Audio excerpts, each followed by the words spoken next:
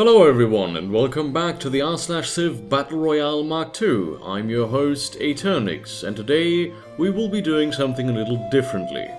And differently in the sense that the original slideshow presentation on Imgur has huge bits of story that are very interesting to read, and I highly recommend you do go and check them out because they're far more interesting than just the plain facts, which is the other half of the presentation that is also on the slides. Which is the part that I will be reading because I don't have any time, and because, you know, I was shouting a lot yesterday and my throat feels like shit. So yeah, this one's gonna be a short one. As I said, do go and check out the Imgur album. And go check out r/Civ Battle Royale for underwear and stuff. A look at this wonderful map created by Laxarax Arascol. Quite possibly my favorite map created thus far. Click to zoom in and see the placement of each city. The Hawaiian special units look confused beside Palenque. Maybe they wait for the Texas and Buccaneers to hurt the capital before they attack? Or maybe they're just throwing a party. Either way, they are clearly blocking any invasion forces from taking Palenque. Cartagena is in the red and is surrounded by the Brazilian triremes. However, can Pedro manage to secure it into his empire? Argentina looks awfully eager. Germany is denounced by Israel, and Crowfoot drags himself onto another war with the Sioux. How smart is it really to willingly fight a two-front war with a country that looks ready to shed blood? What's going through Crowfoot's head? Antium is being under quite the attack. Sparta is trying to defend it against Carthage, but we will see if that works. Portugal, as per usual, is doing nothing. Though Australia is the only one so far of the three powers to really do any damage to the Philippines' northern empire, the massive amount of ships coming from Vietnam and the Champa do not bode well for the Philippines. The Japanese have surrounded Sikosipsmike after taking it and are hungry for more cities. However, the large Inuit force to the north seems daunting. Will the Japanese be able to compete? Lincoln declares war on Sitting Bull, despite having no borders with them. I don't think I need to explain how unexciting this purely political move is. Look at those wide open plains. Come on, Kimberly, you could easily take a city or two from redacted due to executive order from TPangolin. Good news and bad news. Bad news, the Ashanti Empire is collapsing, and it will only be a matter of time before the capital is taken by the invading forces. Good news? The Ayyubids have declared peace with Morocco after taking one of their cities. Take with that what you will. With their unique unit, the Zulus have started their march on Kuna. There are no Congo land units anywhere close to the city, so it looks like a great opportunity for Shaka here. The Inuit declare peace with the Sioux, so they can both focus on the Blackfoot. Maybe he finds Crowfoot's aggressive plays disturbing. Cartagena is close to being taken, and Brazil has begun to set their eyes on other buccaneer cities. Australia's caravels have been repelled for now, but they are looking awfully close to Butuan. It is only a matter of time before we see if the Philippines can withstand these naval assaults. The Mali have taken the Ashanti's capital, Konongo, and now march to their last remaining city. However, they may still have a chance, as Congo has backed out of the war prematurely, despite a sizable army. I think he's only now just realizing that the Zulu knocked on his door. Carthage takes Antium from Sparta, and are those Portuguese vessels I spy in the north? Not that they will do anything, mind you, still, it's nice to see at least they are being moved every turn. The Timurids look in a pinch when it comes to their neighbors. There are at least 5 countries who have declared war on them, 3 of which have borders with them, and their forces consist mostly of ranged units. It will be interesting to see if they can pull off victory. 2 Timurid cities are at risk of being taken. The lack of reinforcement means that this could be an easy victory for Zabir, especially with Afghanistan to the south, ready to feast on Timur's misfortune. But with those longbowmen, it looks like we could be in for a very interesting fight. Brazil takes Cartagena, while Mongolia declares peace with the Huns. Pedro's attempt at taking Paraná seemed to have failed miserably, so it will be interesting to see if they can withstand the Bucks' superior technology and numbers. The Zulus' forces have engaged with the Congo outside Nkuna. It will be interesting to see who will come out the winner from this conflict. As well, M discovered the Stalin is plotting against the Chinese, which is slightly surprising considering how far away they are from the theater. M is off to Honolulu. What awaits her is a mystery, but one cannot help but wonder what adventures and plots she'll discover there. The Champ had announced Australia, but what that means for the Philippines remains to be seen. The buccaneers retake Cartagena and destroy most of Pedro's invasion fleet. To the south, a few crossbowmen march to take Paraná, but with only 3 possible units, the invasion will surely fail. Meanwhile, because Blackfoot doesn't have enough enemies, he denounces Afghanistan. Hawaii's first musketman has been built. Also of note is that Carthage has declared peace with the Boers, who are too busy orchestrating chaos in southern Africa for war. Burma and Vietnam have declared peace, which now leaves 3 wars for the Vietnamese to deal with. The Ashanti need to hold out against this invasion from the Mali if they want to survive, but their odds look daunting. As well, the Congo look to be succeeding in taking the city of Mampong from Morocco. Norway declares war on Sparta as Sweden attacks Poland's northern city of Gdansk. These 2 Scandinavian countries look like 2 bros hanging out up there. It's amazing they've continued to stay at peace. I can only wonder how long they'll keep it up. Also of note, in a thrilling conclusion to quite possibly the greatest conflict this series has seen, the Huns have declared peace with Kimberley. What excitement. Surprisingly, none of the major countries are seen in the top of the most well-fed list, but congratulations to the Maori for being the fattest of them all. The poor Philippines are last in this list, which makes me sad considering how they're getting ganged up on by 3 powers in Oceania. Congo and Morocco signed a peace deal, which I would say is a stupid move on Congo's part. A city completely undefended? Why wouldn't he take it? He already committed his troops there, might as well take it. Also of note is that Persia and the Huns are now at peace. Maybe no one cared about that war, but if someone did, there, I mentioned it. I hope you're happy, whoever you are. Finland builds the next wonder, the Forbidden Palace. Quick historical fact, the Forbidden Palace, also known as the Forbidden City, took 14 years to build and housed the Ming Dynasty from 1420 to 1644. Now you can tell your teacher that the Battle Royale taught you something about history. Also of interest is the massive pile of citadels on the Russia-Poland border. I mean seriously, look at all that. It's sick, and not in the cool, groovy way. Sparta retakes Antium and is now focused on taking Olympia. With the amount of troops they have surrounding the city, it looks quite possible they will succeed. The first sighting of a Kimberley tracker, Jandamarra's special unit. Will this allow them to have an advantage over Australia if a war breaks out? As well, England end the grueling, bloody conflict against Sparta, with which the only casualty was a person who had a heart attack from too much sugar in their tea. Vietnam seems poised to continue their fight with China anew. Whether or not this invasion will succeed, or if the Trunk sisters will chicken out, remains to be seen. The brunt of the war has begun against the Philippines. Whether or not they succeed in defending is anyone's guess, as the Champa are mostly uncontested around the city of Olongapo. The southern cities as well seem woefully undefended, and that is not even considering what the Trunk sisters could do. In short, Jose is in serious trouble. Things are looking desperate for the Ashanti. This, however, is making one exciting movie though.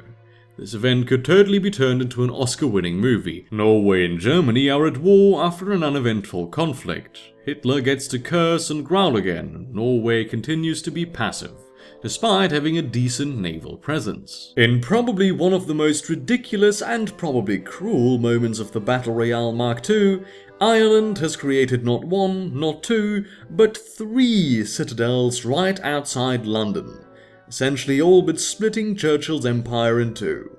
England will need a lot of luck if they're to find a way to counteract this play. The Congo have done quick work in bringing reinforcements against the Zulu. It seems like it will only take one more turn before the brunt of the 2 armies clash. If I had to bet, I think Congo has the upper hand here. Serbia seems to have the upper hand in this conflict already, and the Timurids are quickly realizing how powerful this invading force is. And is that an Afghanistan knight I spy in the lower right corner? Ah yes, it seems the Timurids will have much more to worry about very soon. The Buccaneers look ready for blood after Brazil's sacking of Cartagena.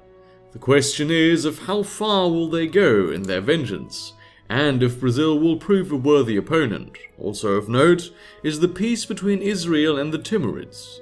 Though the conflict didn't directly affect them noticeably, maybe it will boost their spirits against Siberia. Another shot of South America where not much is happening. I would like to say that these Brazilian troops are plotting to invade the Incan city of Machu, but that seems hoping for too much. Another wonder has been created, this time the Globe Theatre in the most tourist-based civ on the map. This only helps Australia cement itself as one of the strongest powers in the world. Butuan falls to Australia, and it looks as though Olongapo is next. How quickly it seems that the Philippines are collapsing on themselves from the massive Australian navy.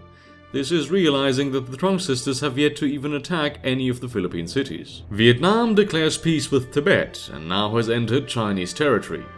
Whether or not they will succeed will depend on how well China can handle yet another attack. But judging how well they've stayed alive so far, it seems likely. As well, Stalin joins the list of those who hate the Blackfoot. The list seems to grow every day. Varna is looking worse for wear currently, despite Leonidas's attempts at keeping it from Israel's hands. To the north, Poland and Armenia set their differences aside, which basically amounts to less insults thrown across the table in world meetings. Gdansk still holds strong against the Swedish, but with forces dwindling and no reinforcements in sight, I doubt that the Polish will be able to hold their most isolated city. In fact, I have no doubt the people of Gdansk want to be taken by Sweden. At least then they'd feel part of a country. The Japanese are really hammering the Inuit currently with their galleons. However, there seems to be no way to actually take the city of Sinirajak, so their invasion seems moot currently. The Inuit have yet to mobilize their main force too, which will add a whole new dimension to the fight when that happens. The third wonder of this part is attributed to Afghanistan, and it's another tourist-based one. Looks like Australia may have some competition in the future. I hear that the new wonder is part of an ongoing project called Afghaniland, which will feature theme park rides and associated merchandise. You can never forget the merchandise when creating a tourist hotspot. Sparta looks poised to take Olympia and Antium from Carthage. Leonidas sure is looking promising in this war, especially since Carthage is really the only civ. Oh wait, is that Portugal? The lazy Portugal? It looks like they're making good in their promise to take Rome, but will they succeed? Morocco has joined into the fight it seems, but the Ashanti remain firm against the attacks. Some may call this gesture foolish, but I see true spirit left in their last city. It's quite impressive sight to see 3 pikemen and a bowman defend so well, especially for an AI. I really don't have words for this. If anyone didn't know any better, they'd think Hawaii was invading the Mayans. It just feels more and more ironic that though 2 high-placed empires are at war with the Mayans, Hawaii is doing a better job of invading than both of them, and they are not even at war. Truly, these are some world-class tactics on display. Canada's unique unit out to play now.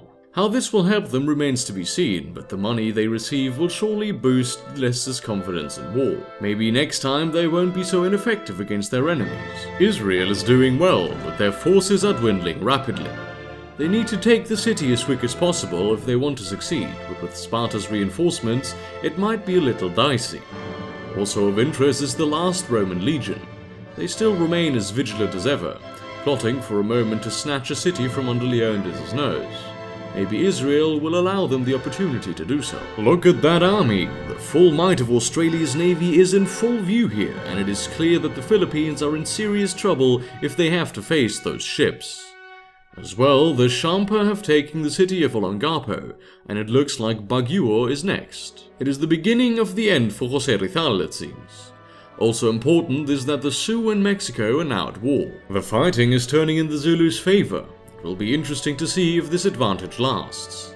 The sleeping giant of Yakutia also manages to sneak an announcement out toward Germany, who quite honestly is the Blackfoot of Europe. Sparta has declared peace with both Carthage and China. Sparta looks to have lost the most out of this war, as their southern armies are completely weakened from Carthage's onslaught. It is also very important that Portugal continues the strike against Rome with their superior ships. It's only a matter of time to see if they can actually succeed. The Timurids' 2 cities get even closer to being taken. The wait is agonizing. As well, Mongolia and Korea enter the denouncing game and jump on the bandwagon to write their crude charcoal letters against Germany. The Inuit and Buccaneers are friends now, which clearly means that the Inuit are going to be using Morgan's rum to warm themselves up in their frozen homes. It's interesting to see how much longer the Inuit will wait before sending their fleet toward the Japanese, or even the Blackfoot. Surely they could take those two Blackfoot cities with the navy they have now. Though they briefly took back Butuan, it looks like the Philippine navy has all but been defeated. Now it seems to be a race to see who will capture what, with Australia leading the charge against Jose's island cities, and Champa settling their eye on Manila. Vietnam continues their assault on China, but so far it looks to be quite ineffectual. Cool to note though is that Tibet now has cavalry, which is their unique unit. Look at all those citadels. If those get used anytime soon, it'll be a wonder. As well, Leonidas declares war on Armenia because he clearly hasn't gotten tired of sending his men to the slaughter. Japan and the Blackfoot have signed a peace treaty. With that complete, it looks like we know exactly what Meiji has set his eyes on. He's packed his Parker folks and headed north. Japan has now entered the Renaissance era, and it's about time too. I feel like they've gotten there primarily through military technology, so it will be interesting to see what else they have to work through to get further in technology. M is in Honolulu now. Let's see what exactly the Hawaiians are planning, shall we? I especially want to know their opinion on the Mayans. The Sioux looked armed and ready to take on the Blackfoot. Whether or not they'll succeed depends on their determination, but their army looks sizable and eager. As well, you can sort of see Mexican troops surrounding the southern Sioux cities. How much trouble Mexico has in for Sitting Bull is yet to be seen. Varna is safe and remains in Sparta's hands for now, but with a new war against Armenia, can Sparta withstand another war? Especially if this one is as costly as the last? The Inuit and Japanese have begun to fight, and it's only a matter of time before we see a clear victor here. But until then, it's exciting to wonder how important this war will be in the future for these two passionate empires. Stat time! So to start, it appears Australia is at the top of population once again, and it's also curious to see how Texas has fallen. Hawaii is also doing surprisingly well in this regard. Not surprisingly, we see the Ashanti, Byzantium and the Philippines rounding off the bottom of the population list. I still feel bad for the Ashanti and hope they can maybe eke out a peace treaty at the very last. Australia again is top of the military list, though Yakutia has sneaked into second place. May we finally see some action other than meaningless declarations of war? The Inuit are third in military and look to be the favorite against the Japanese. However, I still hold out a belief that the Japanese have some guts to them. It won't be an easy fight, that's for sure. The lonely Roman legion is of course the last in military, though the poor Ashanti also round off this list with their 3 pikemen and bowmen. The turtle rises again. Yakutia is clearly the technological paradise of this world so far, though Korea has done well for itself since the beginning of the game. The benefits of technology have shown themselves quite nicely so far, so it will be interesting to see how this changes in the future. Byzantium and Rome, the 2 purple bros, are at the end of the list in terms of tech. Their advisors must be telling these leaders that they are a backwards people. Little Civ 3 reference for those who remember that game. The Inuit have a lead of 5 cities so far, but Australia is definitely in the running to catch up with their successes against the Philippines. The Boers' inclusion in the 3rd place always surprises me. I never realized just how large their empire is from the picture. We looked at the most likely to get knocked out portion of the list, with the Ashanti looking dangerously unstable. But will they last longer than the Philippines, Byzantium, England or the Mayans? Israel remains as intense as ever in the religion game, despite being such a small civ. Poor Islam, it seems, is the first religion to be completely snuffed out. A look at the religion map of the world for the end of this part. It seems like Buddhism has finally reached the atheist islands of Oceania. Will Australia finally become a converted people? For how long can they hold their staunch beliefs? And with that, part 17 is now over. I would like to thank TPangolin for allowing me to play with this idea, and I had for you. You know, the idea that with the whole narration thing, with the story that I didn't read, obviously. This document came to over 11,000 words. This narration didn't. And I hope you've enjoyed a more narrative-focused experience from a character within the Battle Royale world, which you didn't get if you didn't actually read the slides on the Indra page. If you like what you've read here, or listen to, I will be publishing a series of pulp novels surrounding M's exploits soon, so look out for them. That actually sounds quite interesting. I'm gonna take a look at those. Yes, Markru does show up in them. No, I'm not spoiling how. Again, thank you very much for reading, and remember to subscribe to the subreddit if you haven't already. This has been Eternix saying good night, and may your new civilization overlords be kind.